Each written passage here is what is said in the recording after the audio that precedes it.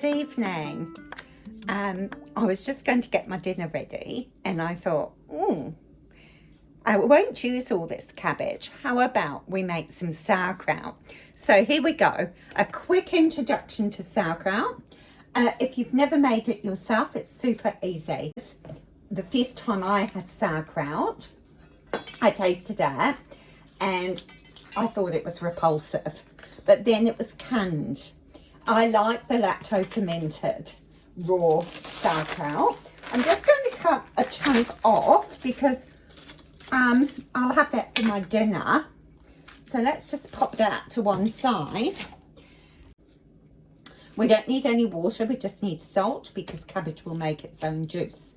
Now, for a medium-sized cabbage, you would need 2 tablespoons of salt. This one looks a bit bigger than medium, even though I've cut a lot off. I would say this needs 2.5 to 3 tablespoons. But what we can do is we can weigh it and calculate how much. So let's just have a look here. How many grams? Okay, so that's about 2,000 grams. Now, if we calculate 2,000 grams by 2%, we literally need to do 2,000 times by 0.02. So that will come to about 40 grams of salt. So let's measure 40 grams of salt. Where's my salt? Oh, talking of salt, I'm going to use Celtic sea salt today.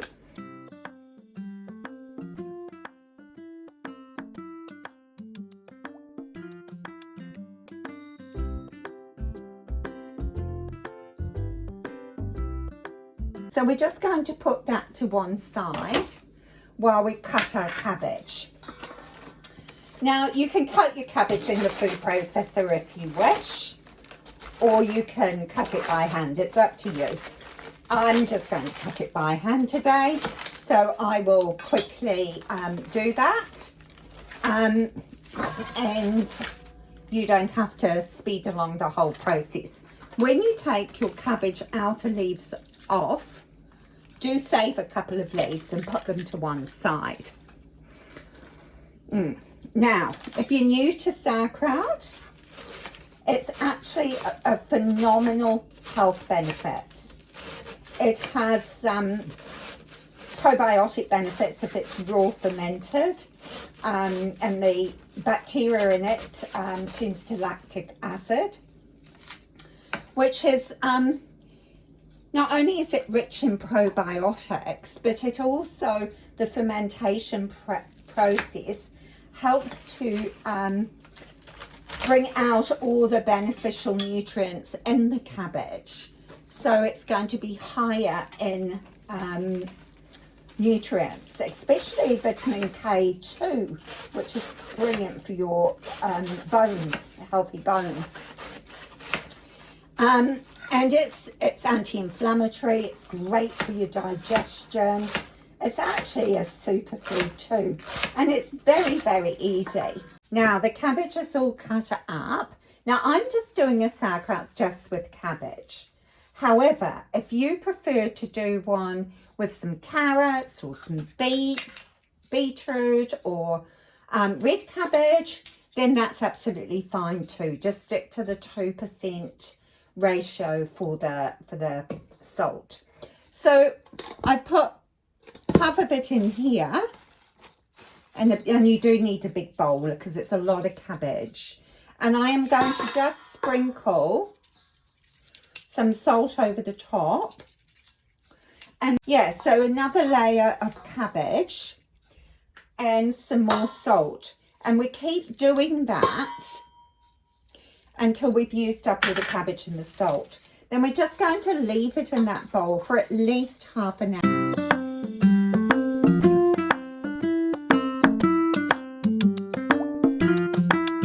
Okay, I think that's enough to bruise the fennel seeds and release the aroma, and it's certainly release the aroma. It smells absolutely amazing. So I'm just going to sprinkle those in. Now, if I'd have done this earlier, I could have sprinkled them in with the salt. With my hands, I'm just going to blend it in.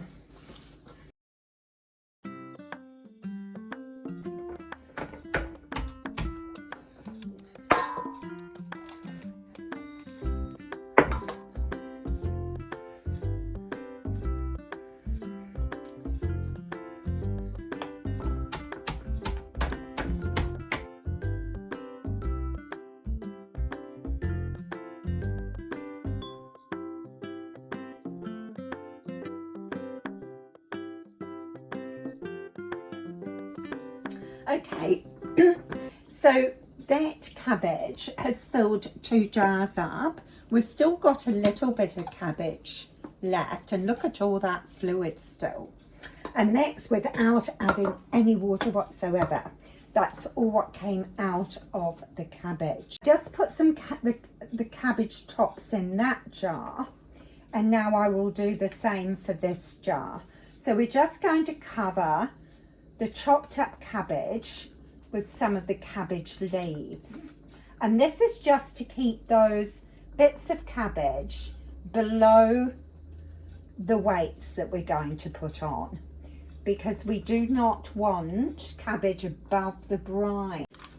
So we're going to just put this around like this, and then, excuse me, we're going to just check that there's nothing floating on the surface. Now there's a little bit of cabbage on that one, so we'll just take the little bits off, because we don't want any cabbage on the top of that big cabbage leaf. We want it all submersed. Okay, so I'm quite happy with that, I think. Yeah, pretty happy with that. So if you do see any bits of cabbage on the top, just remove them. So it's got the cabbage leaf on the top. The cabbage is totally full with the brine, which has been made from the salt interacting with the cabbage. It's now time to put the weights on. So for many years, I did not have one of these special weights, but they are pretty good. So if you end up doing sauerkraut and you like it, I do think it's great to have these.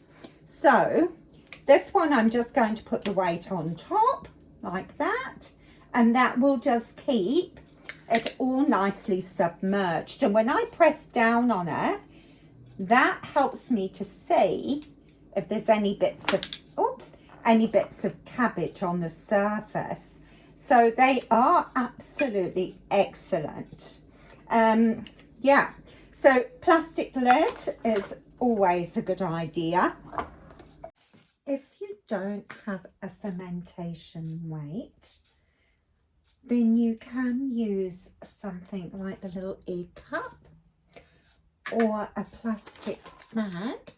I'm not so keen on the plastic bag myself, but if you do use it, you fill it up with a little bit of water just to weight it down. I suggest using a 2% brine just in case it does leak. Because if you're introducing water that doesn't have the salt, then you could be compromising the fermentation process. I've just seen a little seed get away. Let's take the seed out. I have got this little jar too, which is quite good because it fits in this jar. So I'll just place it like that as a weight, and the pressure of the lid on the top keeps it down. So can you see? I've probably overfilled these a little bit, to be honest. So it just fits in perfectly, and then the pressure when I screw the lid on will act as a weight. I will lose a lot of fluid from this, I'm sure, because I've overfilled my jars. Really filling to within an inch. Leaving them on the bench top, just out the way somewhere that's not too hot, not too cold, just on the bench somewhere. And we will look at this again in 3 to 4 days.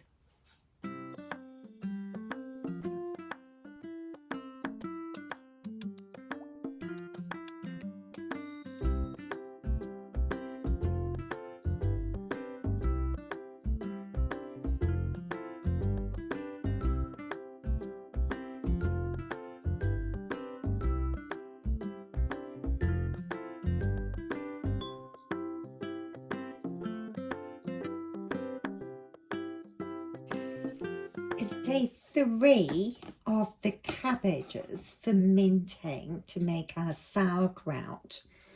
And you will see, looking into this bowl, how much of the fluid from the cabbages has pushed up as it's creating this beautiful ferment. Can you see the bubbles up here? I'm just going to show you very closely. Yeah, and it's slowing down. The process is slowing down now. So it's been very actively fermenting. Now we'll have another look at it tomorrow. It's day 4 today, and we're just going to check the acidity of our kraut because we need it to be under 4.6. Now I'm going to use these little litmus papers. It doesn't have actually 4.6 on there, but we'll get a good idea of the range. But first, let's just check what baking soda is. So let's have a look. Oh, that goes dark green. So there is about between a 9 and a 10. So that is very alkaline. We're going to test the water. And that is probably around the neutral. The 7 is neutral. Now we want our kraut to come somewhere between this orange and this orange here. So I don't generally open my jars that much, but let's just take a look. Just take a look at one jar, just wipe its bottom. We'll just show you. Can you see how bubbly it is? It's very active. And all the kraut is under this little glass weight. So we're just going to check by immersing that in there. I'm going to put the lid straight back on, and you can see the colour. So the colour is probably, yes, it's closer to the 3, isn't it? So that's really good. And if you have a look at the kraut, it's still got an awful lot of bubbles, so a lot of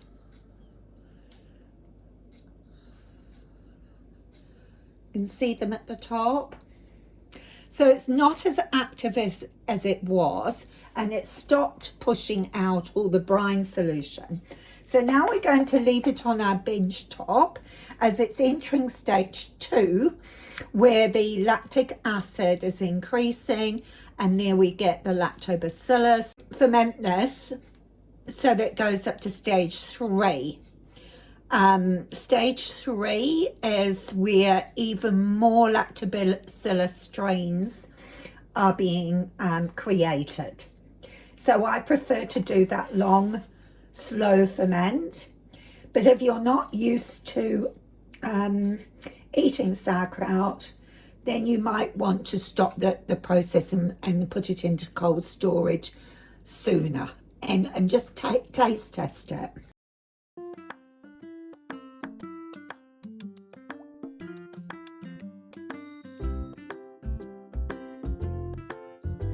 Four weeks later, and we'll take a look at our sauerkraut.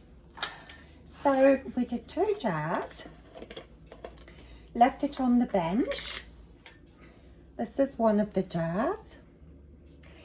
Now, this is probably the jar I'm going to use first because I've got to take that little container out and now I can reuse it again. Okay, so you can see we'll take this big piece out because we don't need that. We could chop it up and use it in salads, and I might just do that later. So,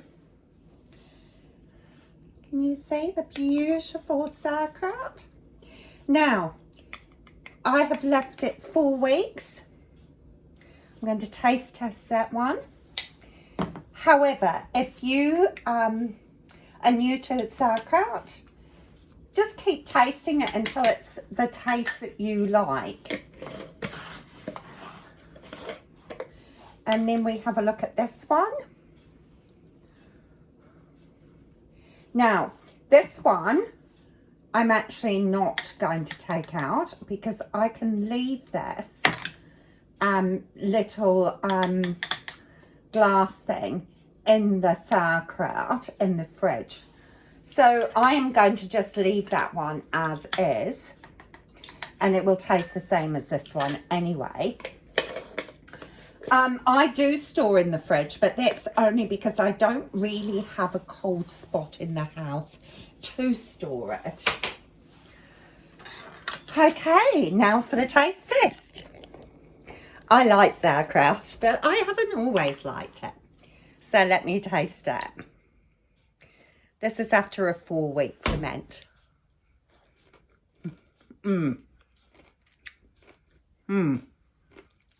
Just the right amount of sour.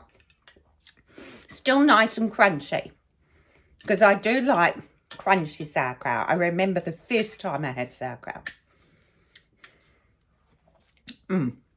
Really nice.